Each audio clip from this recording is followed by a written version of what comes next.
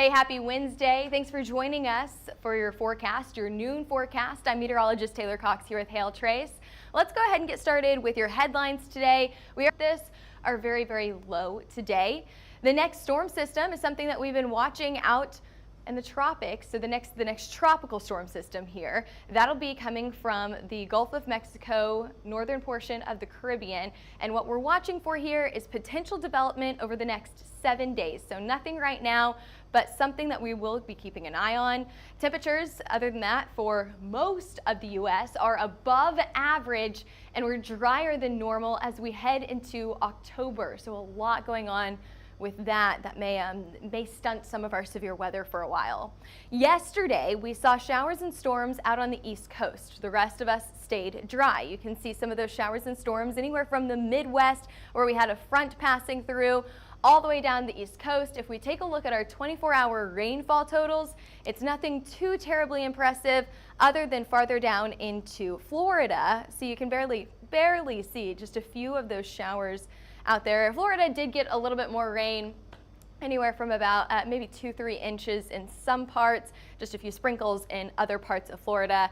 Florida is a place that we're watching for more rain today, so we're keeping an eye on it. They're already above average rainfall totals right now for the year. They're probably going to add to those totals over the next week or two. Taking a look at those current conditions, there's that front that we've been monitoring, still bringing some showers and storms across some of our New England states. Pretty dry farther back to the west. There's those showers and storms passing through New York right now into Pennsylvania. Nothing severe right now, and we're not expecting it to go severe today either. Showers and storms down in Florida, they're just getting started. It's pretty quiet right now, but we'll keep an eye on that this afternoon as well. And we'll have a look at the severe weather potential down there this afternoon. It's pretty low, but I'll take a look at the ingredients for you. Okay, temperatures. It's been pretty nice here in Oklahoma over the last few days. That front came through, dropped us down into like the 40s and 50s this morning. Really, really nice.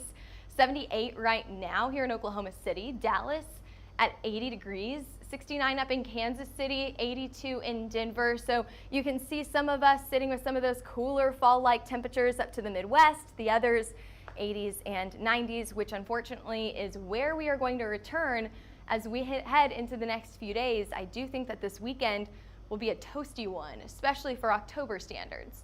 80 degrees in Dallas right now, so you may need the AC or a fan if you're headed out to the patio for lunch today.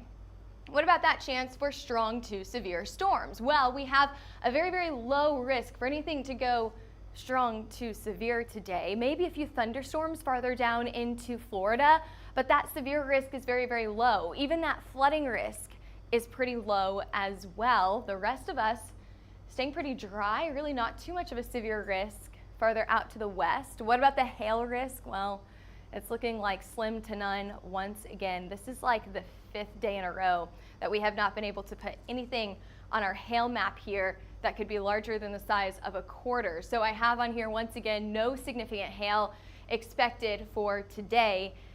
And honestly, it's probably the case for tomorrow and Friday as well. It's going to be a very, very quiet weather day for us. Over the next few days. Very, very quiet weather week, which is honestly something that we probably need after we saw all of the disasters that Helene has made over the last 7 days here. Okay, taking a look at the radar for today, we're going to break down some of these showers and storms that we're expecting. Rain will continue across our New England states as we head into the afternoon hours today. Few showers down to the south in Virginia and places like North Carolina. I know they don't need the rain, especially the western portions of the state.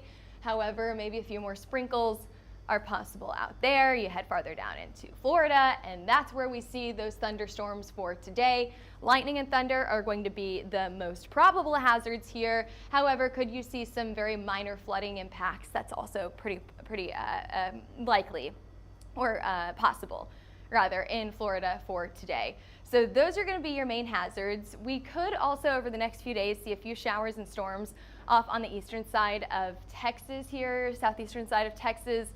But again, the likelihood for severe weather with this is pretty low. Just got a few showers and storms coming off of the Gulf into some of our southern Gulf states here. Speaking of the Gulf, what are we expecting out of the tropics? Let's go down to the middle of the Atlantic. Here is Hurricane Kirk, now upgraded to a Category 1 hurricane, expected to continue to intensify to a Category 2 hurricane by this afternoon, Category 3 as we head into the next 24 hours here, and it doesn't stop there. We're actually expecting a Category 4 hurricane out of this. That's 130 miles per hour is what we're expecting with this until it weakens as it heads farther to the north. We've got some cooler waters as this turns to the north, and then will slowly start to weaken. But it's out in kind of the middle of nowhere. It's a fish storm. We like to call these fish storms because it doesn't make landfall anywhere. What does it impact?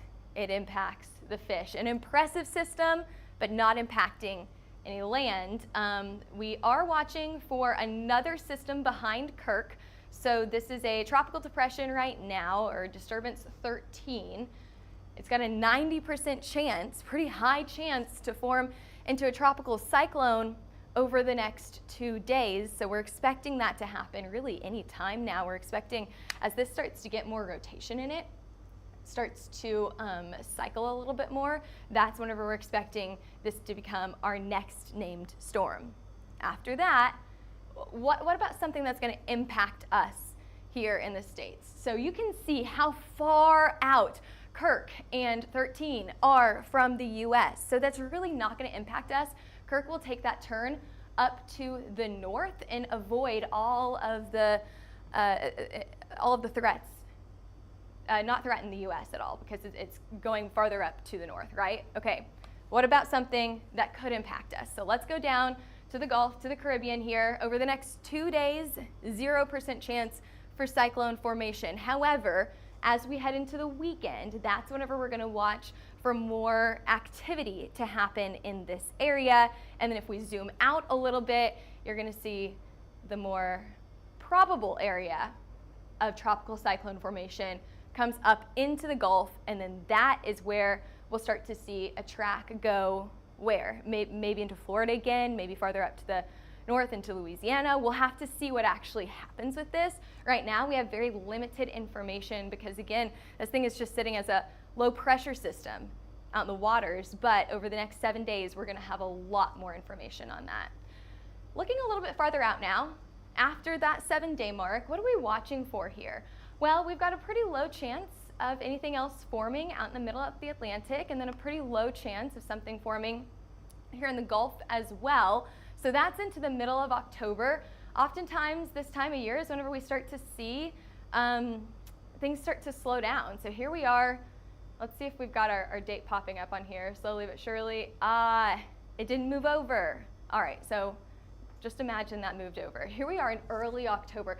This is whenever we start to see hurricane season start to slow down, okay? We still consider peak hurricane season until October 15th, but we often do start to see things slow down this time of the year. So we'll keep an eye on it for you. The National Hurricane Center did say that things were expected to be a little bit more active as we headed into the later half of hurricane season. So we're still able to see a lot of activity out in the tropics. So we'll keep an eye on that for you. But the Gulf over the next 7 days, most likely into the weekend, that's whenever you need to stay alert for any new messages from the National Hurricane Center. 5-day rain chances here. I think this is something that's going to impact a lot of people across the U.S. Look out to the east. We still have a few showers and storms ongoing, but the severe risks very low over the next 5 days, adding to those rainfall totals by 2-3 inches at the most. The rest of us, very, very dry. We have an above average likelihood, a really good likelihood here of staying below average for our rainfall totals. What does that mean? Well, you factor in some warm temperatures with this as well. Most likely what we're going to see with this is drought conditions. And now I think it's the Weather Prediction Center, they have highlighted portions of central and eastern Oklahoma all the way down into northern Texas as flash drought onset over the next 5 to 7 days. So that's what they're expecting. These areas will most likely see those flash drought conditions start to set in, which you know what goes on if we see flash drought increase, warm temperatures increase, that means fire chances increasing as well. So that's something that we have to keep an eye on as we head into some of these cooler months, because we are not seeing any of that significant rainfall through the next week, 2 weeks, 3 weeks even. Our long-term outlooks are not looking promising for rainfall right now. What about those temperatures? I mentioned it's going to warm up, right? 90s, holy moly, 90s as we head into the next 24 hours, Thursday afternoon. 90s on Friday as well. Temperatures are warming up to the 90s in Kansas City and upper 80s in Denver on Saturday. A very toasty weekend for many across the central and southern and western portions of the U.S. A little bit cooler farther up to the northwest, but that all changes as we head into the middle of October here. October 7th through the 11th, we have a high likelihood of being above average through the central and western portions of the U.S., either right about average or below average farther out to the east. So your big headline for most of us, I know we've got some things happening along the East Coast, some things happening across the tropics, but the big headline for most of us is that above average temperature, below average rainfall. So that's something to keep in mind over the next few weeks that could cause some fire dangers across central and western portions of the U.S. Of course, we'll be tracking that for you. We'll be tracking the tropics as well, giving you more information as we get it. And for the most up-to-date forecasts, if you don't want to wait for the noon forecast every day, we post things on our Twitter, Facebook, Instagram, YouTube, and TikTok. So we'd love for you to hit that follow button and join us there. We're also on Threads. And then if you are interested in a hail, wind, or tornado map, you can give us a call at 855-334-4245. Email us at info@hailtrace.com or head over to our website, www.hailtrace.com. We also have some weather information, so if you're a weather enthusiast like we are, hailtrace.com, go to the blog section. You're probably going to find that pretty interesting. All right, thanks for joining us on this Wednesday afternoon. We'll see you back here same time, same place tomorrow.